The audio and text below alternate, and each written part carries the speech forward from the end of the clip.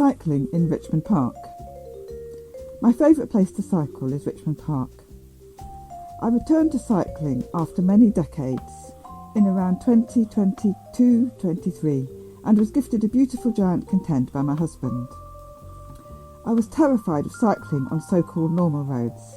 In fact, I wouldn't leave the park at all, but just kept going round and round and round. Now, as many of you will know, there have recently been some fairly controversial alterations to our much-loved cycling routes in the park. New furniture has been installed because the Royal Parks have implemented their new movement strategy. Some of it has not gone down that well with parts of the cycling community. Now, huge numbers of visitors to London and the South East from all over the world make special efforts when they come to here to visit Richmond Park, especially as the park features in some popular routes on Zwift, and it's always such fun to do Zwift segments in real life. I thought I would make this video as a special guide so other riders can see exactly what it is like. I'm so happy to have been selected this next year to represent Great Britain in age group triathlon at next year's European and World Championships. And it was partly to celebrate this that I've decided finally to try to master a number of new skills, one of the hardest of which is editing video in Adobe Premiere Pro. This is my first ever proper attempt, but I really do want to document my exciting triathlon journey on YouTube, as well as blog and social media, of course. So as with everything else in my story at the moment, it's a case of, if I don't do this now, I never will. So for the park, I also made this new Strava route called Loups des Obstacles de Richmond Park. Sorry for my bad French pronunciation. Loups des Obstacles de Richmond Park. The name of this route references the better-known Strava loop, Tour de Richmond Park, which begins at the popular Café Calicci. This is where most cyclists, including my own triathlon club, Full On Tri, meet to start their rides.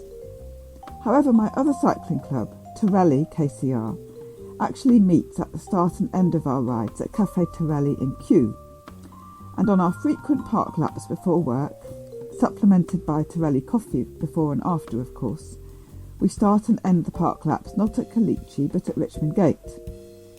So I made this Strava loop with this start and end point for the many who follow this route regularly. Local clubs often use performance on park laps to judge our fitness and to assess lane assignments for riders outside the park. And Richmond Park is incredibly useful for training in general because of the large numbers of hills. Loups des Obstacles de Richmond Park goes clockwise round the park, so takes in Dark Hill and Sawyers Hill, but it goes down the steepest hill, Broomfield, and the more gradual incline of Star and Garter Hill. I named the Strava route to reference Loups of the park, but also as a pun on the French word for wolf. Obstacles references the new furniture.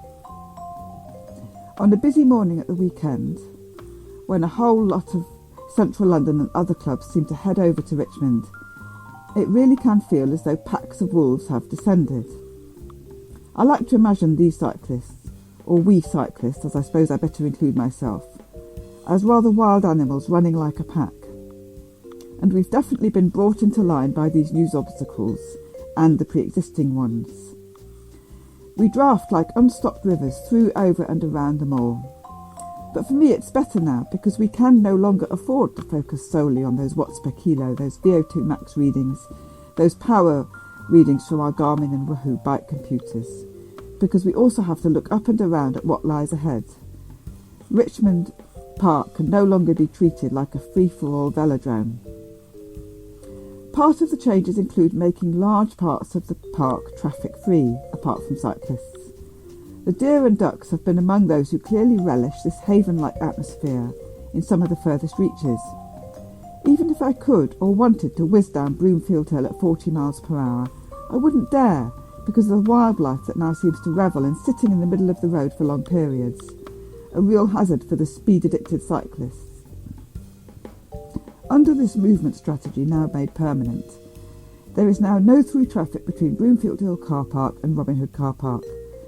There's a permanent closure of the vehicle link between Sheen Gate and Sheen Cross, and on weekends and public holidays a restriction on all cut-through traffic between Roehampton and Richmond gates. In addition, road narrowing and bollards are in place to slow down passing traffic and cyclists at the bottom of Sawyers Hill as the road crosses Beverley Brook just inside Roehampton Gate. New gates and fencing with signage have been introduced at the top and bottom of Broomfield Hill. Now, one of the joys of cycling in Richmond Park is how safe it is compared to roads generally in central and greater London. And of course, as every cyclist will tell you, technically speed limits in the park do not apply to cyclists. But contrary to what some would have you believe, that doesn't mean you can go as fast as you like. And as Richmond Park cyclists reported in one of their recent bulletins, on one weekday this summer, an officer from the park police fined two cyclists £50 each after observing them descending Sawyers Hill at 39 miles per hour, weaving their way round cars as they did so.